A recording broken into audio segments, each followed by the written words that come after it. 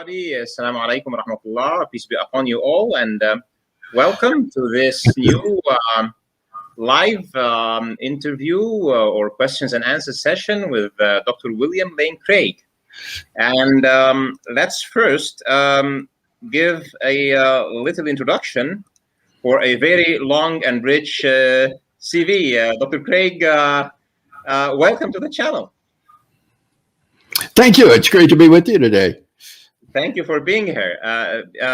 Let me just introduce you very shortly. It's unfair to you to introduce you in such a short introduction, but Dr. Craig is an American Christian philosopher and theologian. He has a site, by the way. It's reasonablefaith.org, and I have it in the ticker. So if you look in the ticker, you'll find both his YouTube channel and his website. And he has been recently ranked by academicinfluence.com as the 10th most influential philosopher for the last 3 decades, since 1990 through 2020, and the 3rd most influential theologian for the same period. He has 2 PhDs and a multitude of other academic achievements. A PhD in philosophy and another PhD in theology. I'm Ahmed, also known as Finding Truth. Dr. Craig, thank you for being here. Thank you very much. Glad to be with you. Yeah, we just have 1 hour and so much questions that I have received from my audience. I tried to consolidate them into a list that has a sort of logical flow. When people start joining us live, they can ask more questions, but I guess many of them will see this after the live is done. So let's go for it. How about that? Okay. So you're very well known for your adoption of and even advancement of the Kalam Cosmological Argument, which you are much better than me, of course, to introduce, but I will just say it has 3 statements. So a first premise that what begins to exist has a cause, and that the universe begins to exist, hence, or therefore, the universe has a cause that obviously caused it to exist. And then you go on that with other inferences to infer that the cause is personal and is God, and even infer his attributes. So, so you make some statements about time, which maybe are more beneficial to go through our questions, and about the universe. But is it fair to say that in this discussion, you consider the universe to be all matter, all energy, all space and time? And hence... Yes. At least all contiguous space and time, all space and time events that are causally connected with one another. So everything that can or might affect us, or affect things that can affect us, let's say that. Yeah. Yes, although I do think that God exists and he's not in the universe, and so he can affect us as well. But yes, the rough idea there is everything that's causally connected in space and time. All right. All right. And that, let's say that excludes God. Yes, because he's not, I would say, in space. All right. So, I'll tell you something. I did countless debates, and recently I even did a debate with somebody who is a science explainer who criticizes the Kalam Cosmological Argument, and it was mediated by an agnostic armchair philosopher, as he describes himself. And I was struck that people are attacking the first premise. I was really surprised, because typically you might as well attack the second one, or the inference.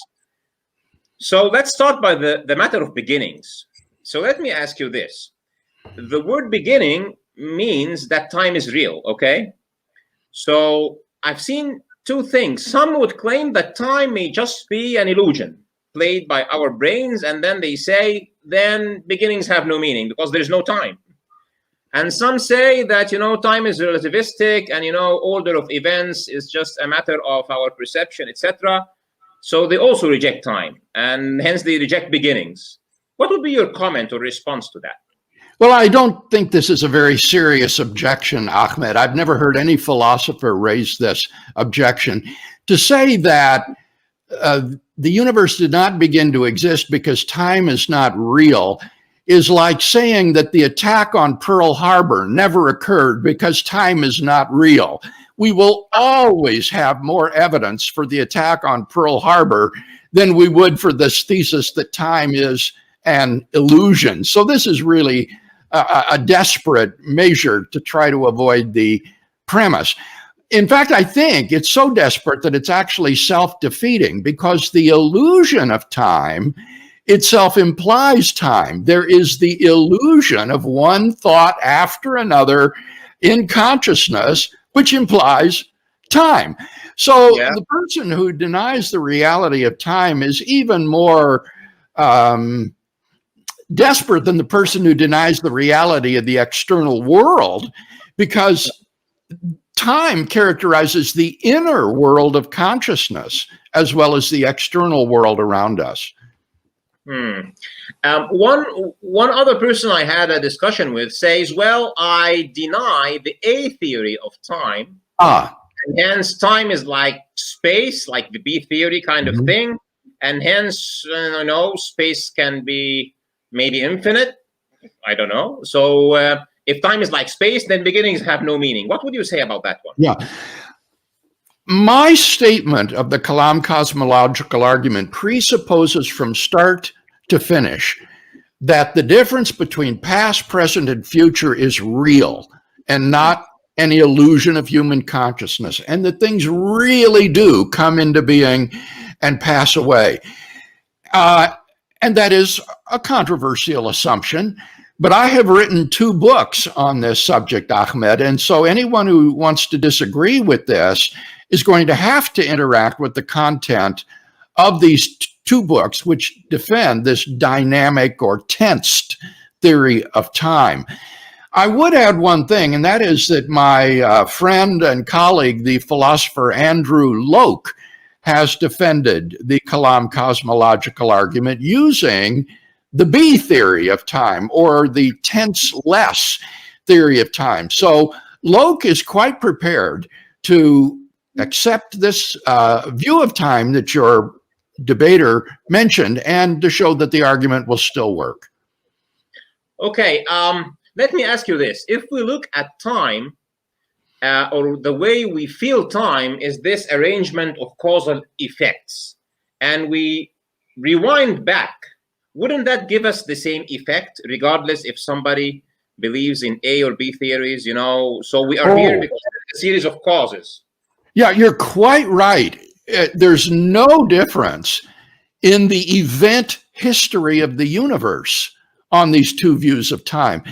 The difference would be at the beginning of the universe, the first event. Is that the event at which the universe came into existence? Or is it, so to speak, just the front edge of the universe? Rather, the way a meter stick has a front edge, it has a first centimeter, but the meter stick doesn't come into being at the first centimeter. Now, that would be an illustration of the difference between these 2 theories of time. On the view I prefer, temporal becoming is real. The meter stick really does come into existence. Whereas on the other theory, the meter stick is finite in the past. It has a front edge, but it doesn't actually come into being at that point.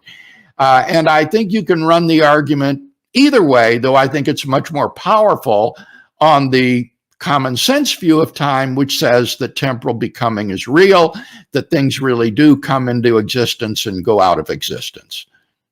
It comes to me that when I go into those discussions, that for people to escape something so obvious like the Kalam Cosmological Argument, they have to deny reality altogether, because I think time is so fundamental.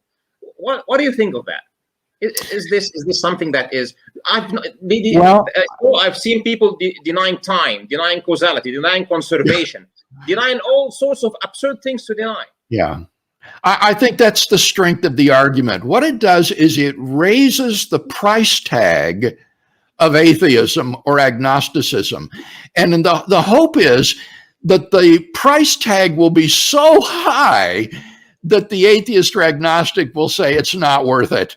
It's not worth saying things can come into being uncaused out of nothing, for example, or that a Hilbert's Hotel can exist.